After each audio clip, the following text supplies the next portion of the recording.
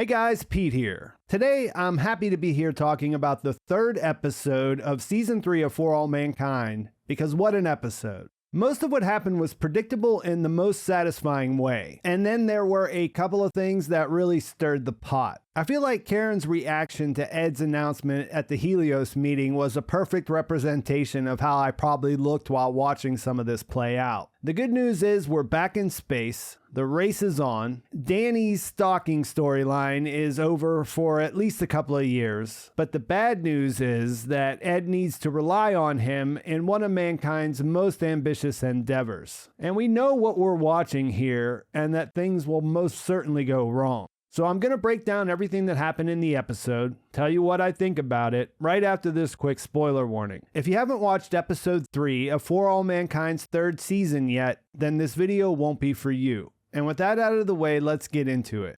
At the end of the last episode, everything got turned on its head as Ed defected to Helios, and they announced that they're planning to leave for Mars in 1994. Margo has to call a meeting and tells everyone that President Hart wants them to keep up the pace, which presents a lot of problems considering they were barely going to be ready for the 96 launch window. Because of the planet's respective orbits, ideal conditions for launching a trip come around every 26 months. The problem with moving things up is that their trip is dependent on launching all the supplies ahead of time so that they're already there waiting when Sojourner 1 arrives.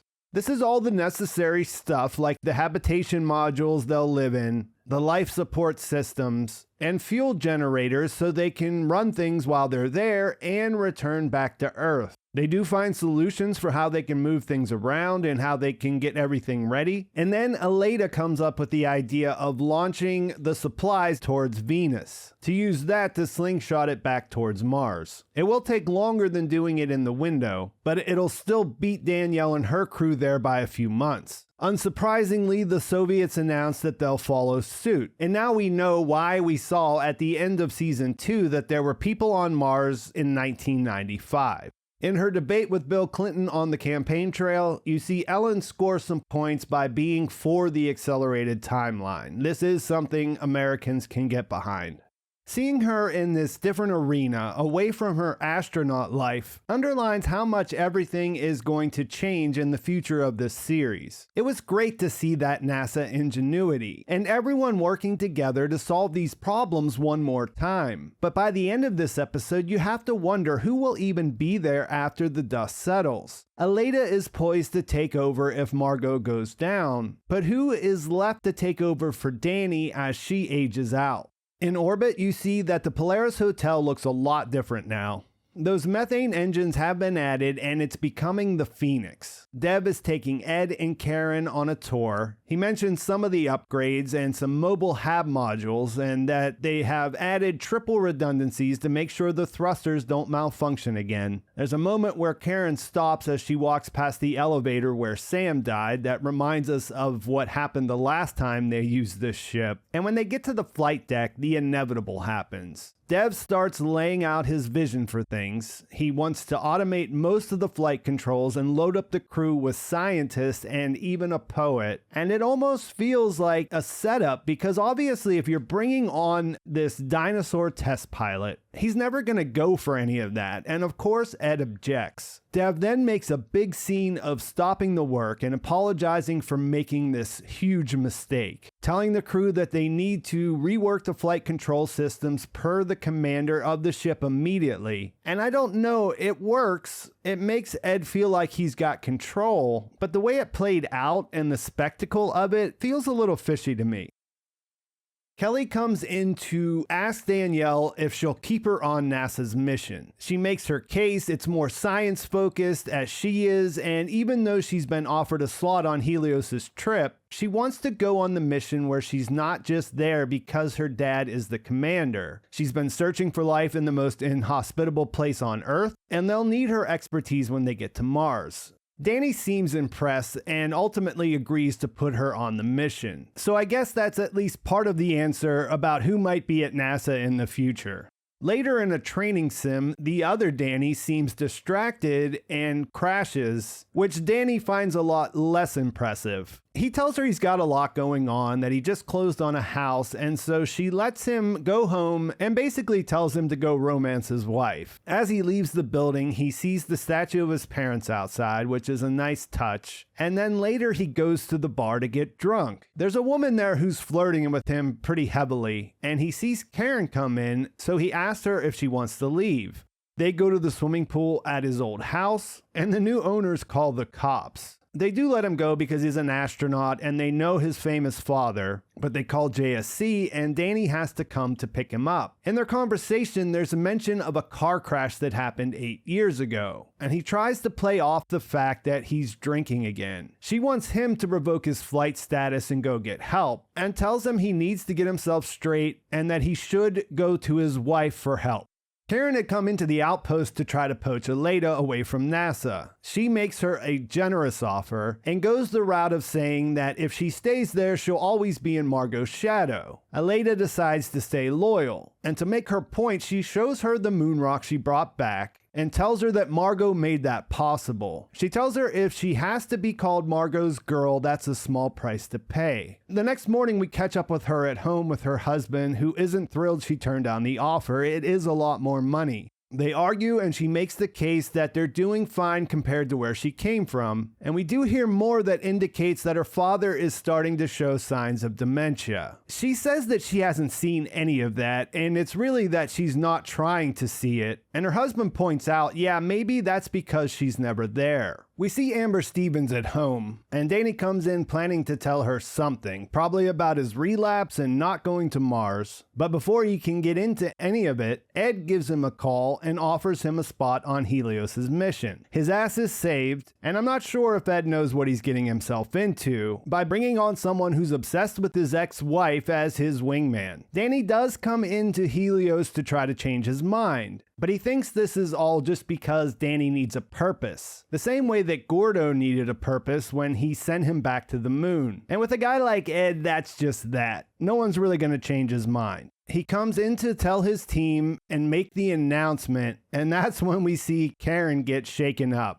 Later at the outpost, Kelly breaks the news that she'll be going with NASA and that she was the one who asked Danielle to put her on that mission. At first, Ed looks hurt, but he ends up being supportive. So I skipped over the cold open because it all sets up what happens next. In that, we have flashbacks to IAC conferences in London over the years. This is where Margo and Sergei see each other, and in the first one, we see them enter an elevator together after finally having that drink that they talked about at the end of season 2. There's clear romantic tension that's left over from his trip to the States, but she rushes out the door as soon as it arrives on her floor as he stands there staring at her longingly. And I do think it's worth mentioning that there's a very deliberate shot to get you to notice that he's wearing a wedding ring in this first sequence. Over the years, we see that they continue to see each other here, and basically the same things happen. And it's all to play up this idea of will they or won't they. At different points, we see one or the other stop when they get out of the elevator or hold the door. And in 1991, he finally makes his move and touches her hand. And in this shot, you can see that he's no longer wearing that wedding ring. The setup here was great because she puts her hand in a place where it looks like she's inviting him to hold it, but it's all very subtle. It fits with her character. There's the relief that it finally happens, and then disappointment when the elevator stops and this other guy gets in and they have to pretend like nothing's going on. Sergei pauses when it's time to leave, hoping that she'll follow him, but because this guy knows who they are, she just says goodnight and sends him away.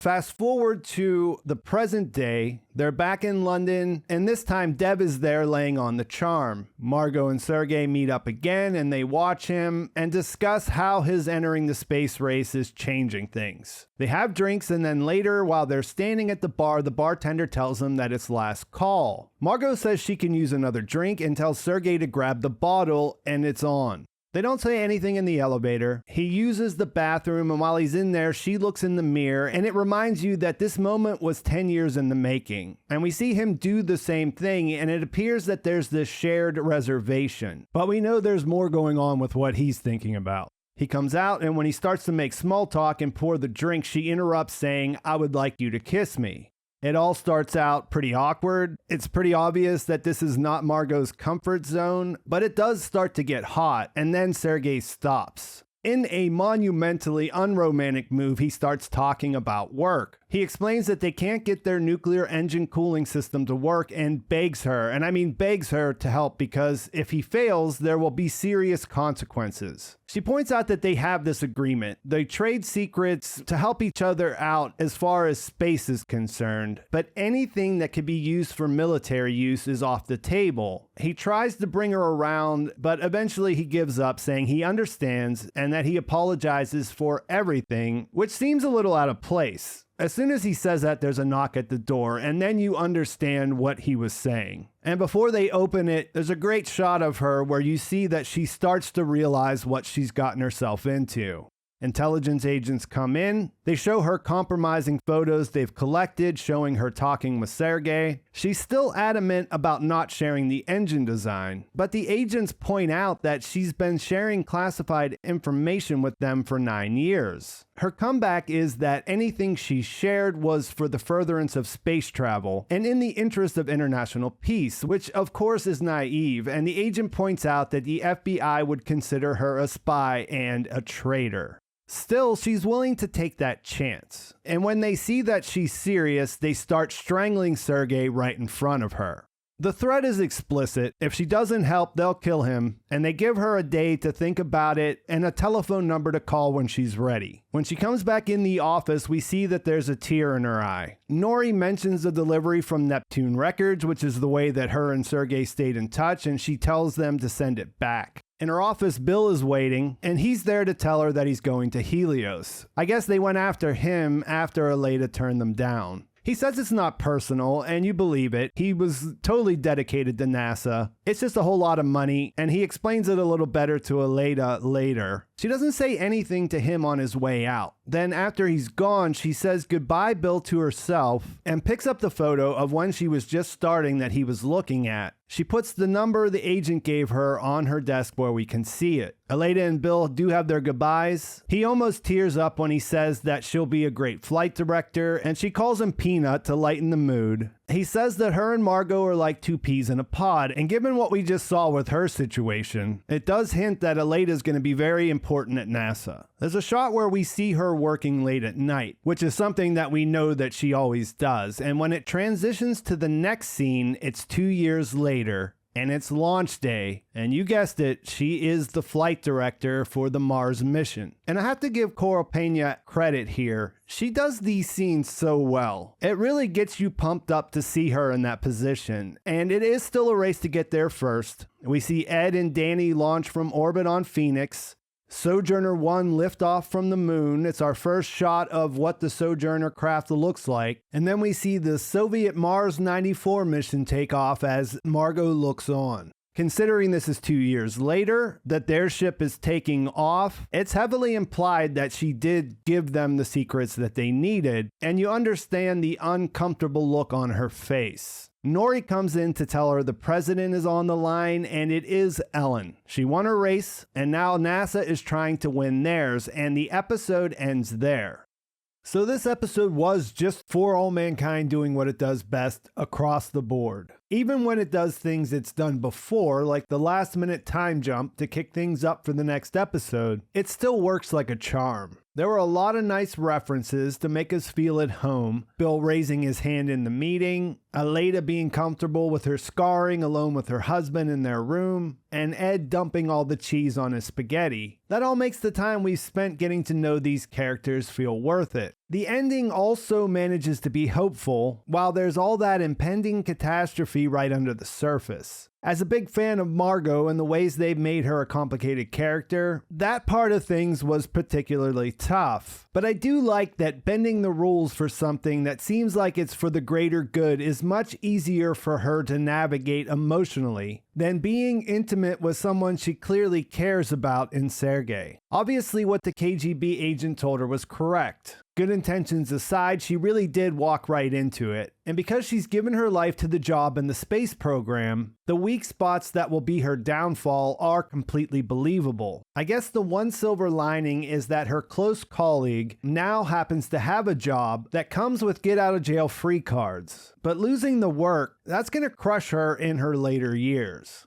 As much as I am hoping to see Ed knock Danny Stevens down a peg, I'm still sentimentally rooting for NASA in this race. The crane shot after the time jump at Mission Control, where you watch Ayesa come out from behind the flight desk, pretty much says it all. They may now be the past, and Ed not being able to get there first again would be somewhat disappointing, but nothing else about Helios has brought me on board yet. The jury is still out on Deb Ayesa, but especially on my second watch, the way he did that quick turn with Ed, it just came off as suspicious rather than anything else. You do have to hand it to them though. Ed, Danny, and their crew are traveling in style compared to everyone else. I like that they didn't mess around too much with the presidential race, since it seemed like an inevitability that Ellen would win, but that also meant that we didn't get to spend much time with the character, which is kind of a shame. The reveal was pretty fantastic though, and I'm sure we'll get more of her as this race heats up. As a layman, the Sojourner 1 wasn't very exciting when we finally saw it. To me, it just looked like a bigger version of the shuttles that they use with some modifications. It's very possible that I'm missing something, and it's weird that we haven't been introduced to 4 out of the 6 people that are on it. I was a little surprised that we didn't see Molly in Helios Mission Control. I do wonder what she's been up to for the last 2 years, and I think that is a good place to leave things. Let me know in the comments what you thought about the episode and how you think things are going to play out. There are a lot of different possibilities and a lot of potential, so let me know what you think. Please like this video if you enjoyed it. Please subscribe to my channel if you haven't already, and thanks for watching. I'll talk to you soon.